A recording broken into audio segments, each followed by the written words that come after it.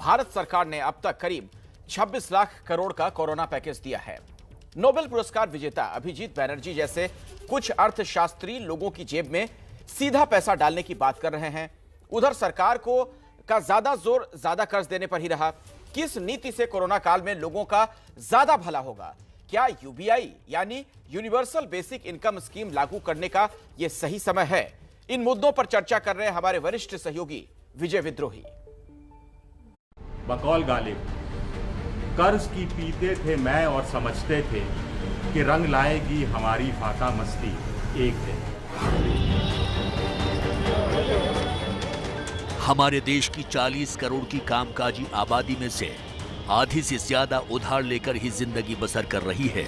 उधर वित्त मंत्री निर्मला सीतारमण की तरफ से घोषित कोरोना पैकेज में भी सरकार कर्ज देने पर ही जोर दे रही है। चाहे पिछले साल दिया गया 20 लाख करोड़ का पैकेज हो या हाल ही में दिया गया करीब 6.25 लाख करोड़ का पैकेज, इसमें उद्योग जगत, खुद का व्यवसाय करने वाले, रेहड़ी पटरी वालों से लेकर टूरिस्ट गाइडों के लिए अलग अलग किस्म के कर्ज देने की बात है। सवाल उठता है कि क्या ये सही नीति है? मेरे ख्याल से हमारे देश के लिए सही नीति है, क्योंकि हमारे यहाँ आपको पहले लोगों की बाइंग पावर क्रिएट करनी पड़ेगी।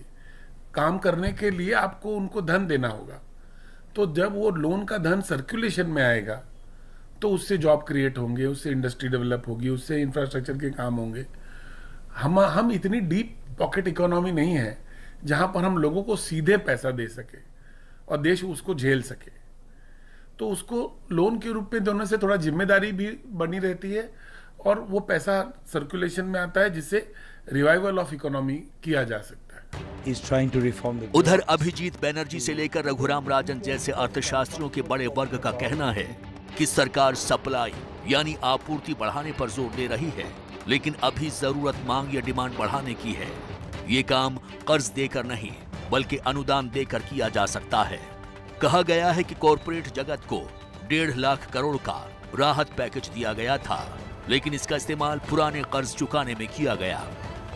लेकिन यह भी सच है कि रेहड़ी पटरी वालों को 25-25 हजार रुपए का कर्ज देना उनकी जिंदगी को वापस पटरी पर लाने में काफी हद तक सफल साबित हुआ। नाजमीन जी, मुझे बताया गया कि आपको पीएम स्वनिधि का लाभ मिला है। आपको पहले कभी इस प्रकार की मदद मिली थी क्या, और इससे आपको फायदा क्या हुआ? सर, लॉकडाउन के कारण हमारी आर्थिक स्थिति काफी कमजोर हो गई थी। जो बचत थी सर हमारी, वो भी सब खर्च हो गई थी। सर, मेरे जो मिस्टर है वो कार मैकेनिक है सर, और हमारे पास कुछ भी नहीं था सर। तो मुझे अखबार के माध्यम से सर स्वनिधि योजना के बारे में पता चला।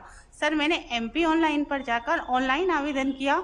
उन्होंने वो आवेदन बैंक पहुंचाया और बैंक से मुझे सर कॉल आया साइन करने के लिए, और बैंक और नगर निगम के प्रयासों के द्वारा सर मुझे आसानी से 10,000 का ऋण उपलब्ध हो गया। सर, मैं वो 10,000 का ऋण चुका चुकी हूँ। मुझे 20,000 का भी ऋण प्राप्त हो गया है सर।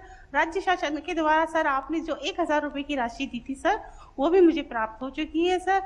जानकारों का कहना है कि कर्ज वही शख्स लेगा, 1 लाख रुपए का मान लीजिए वो कर्ज लेता है, जिससे ये उम्मीद होगी कि 1 साल बाद उसके पास 1 लाख की जगह 1.5 लाख रुपए होंगे, जिसमें से 10, 12, 15 हजार का वो ब्याज चुका देगा और 20-25 हजार उसके पास अपने खुद के लिए बच जाएंगे। लेकिन क्या कोई शख्स आज की तारीख में ऐसी उम्मीद कर सकता है? कुछ अर्थशास्त्री कहते हैं कि उम्मीद है। वो तर्क देते हैं कि एमएसएमई यानी सूक्ष्म, लघु और मझोले उद्योगों को कर्ज देने के लिए करीब 3.25 लाख करोड़ रुपए रखे गए थे। इसमें से 80% रकम बांटी भी जा चुकी है। हालांकि कुछ जानकारों का कहना है कि इन सभी प्रयासों से उम्मीद के मुताबिक मांग नहीं बढ़ी है और उद्योग जगत सप्लाई बढ़ाने से भी हिचक रहा है। सवाल उठता है कि क्या यूबीआई यानी यूनिवर्सल बेसिक इनकम स्कीम ही एकमात्र विकल्प बचा है? यूबीआई यानी हर भारतीय की हथेली पर एक एक मिस्री का दाना रख देना। आपको ध्यान होगा कि पिछले लोकसभा चुनाव में कांग्रेस नेता राहुल गांधी ने जोर शोर के साथ यूबीआई का वादा किया था। कहा था कि कांग्रेस चुनाव जीती तो हर किसी के खाते में साल में 72,000 रुपए डाले जाएंगे, लेकिन ये नारा पिट गया। वैसे 2017 के केंद्र सरकार के इकोनॉमिक सर्वे में यूबीआई का जिक्र किया गया था। तब मुख्य आर्थिक सलाहकार अरविंद सुब्रमण्यम ने यूबीआई को सामाजिक न्याय की दिशा में बड़ा कदम बताया था। उनका कहना था कि अगर 20वीं सदी नागरिक और राजनीतिक अधिकारों की थी तो 21वीं सदी यूबीआई की होगी।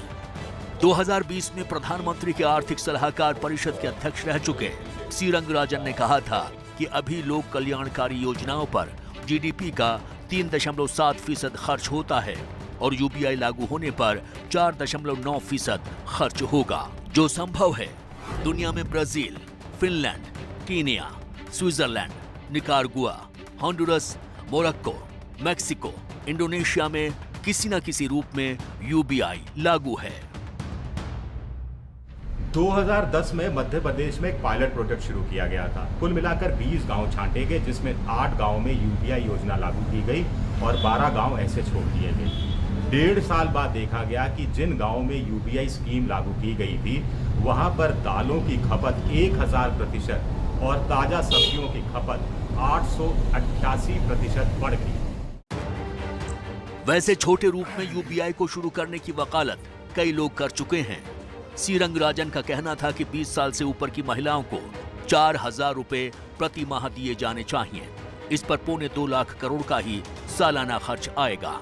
इससे असमानता भी दूर होगी। अभी 75% महिलाएं पूरी तरह से पुरुषों पर ही निर्भर हैं। IMF ने 2016 में सुझाव दिया था कि भारत सरकार को देश की 75% आबादी को हर महीने 7,620 रुपए प्रति व्यक्ति की दर से देने चाहिए। कुछ का कहना है कि अभी किसानों को साल के 6,000 रुपए देना भी यूबीआई का ही आंशिक रूप है। मनरेगा भी एक तरह की सीमित यूबीआई ही है।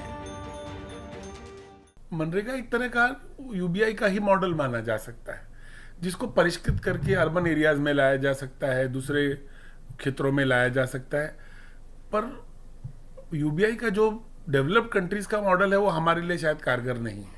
उधर यूबीआई से असहमत अर्थशास्त्रियों का कहना है कि सबसे बड़ी दिक्कत यही है कि मर्द सारी कमाई मदिरा में उड़ा देंगे।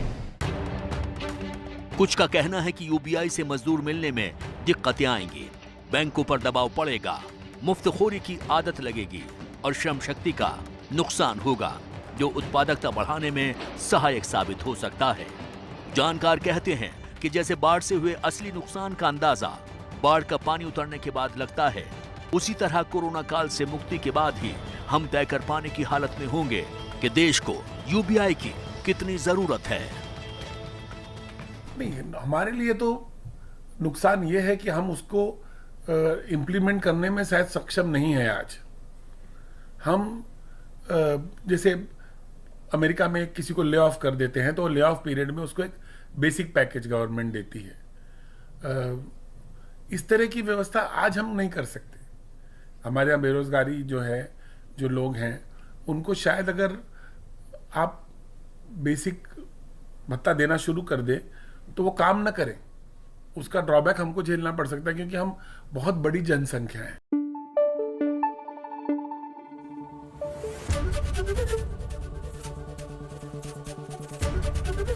ABP न्यूज आपको रखे आगे।